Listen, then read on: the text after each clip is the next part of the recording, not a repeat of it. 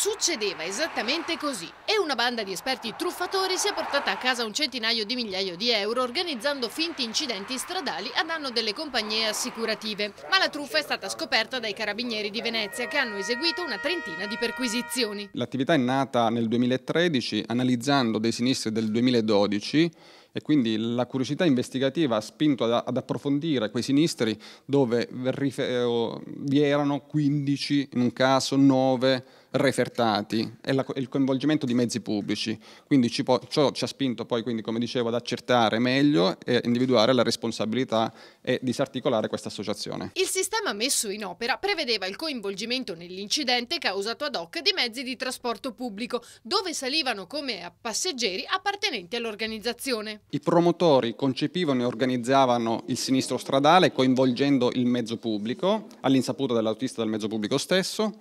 Alcuni membri salivano, prima dell'incidente chiaramente, sul mezzo stesso, per poi riferire ai medici, centri medici specializzati, delle lesioni e dei danni subiti, danni fisici subiti. Tutto con la complicità di avvocati che cercavano di far ottenere risarcimenti più alti possibile e strutture mediche specializzate che attestavano prestazioni di fisioterapia in realtà mai fatte. Sono stati coinvolti anche dei minorenni. Devo dire che nei 3 episodi individuati e ad oggi resi pubblici sono stati coinvolti anche dei minorenni. 3 dunque gli episodi accertati dai carabinieri finora, ma le indagini continuano.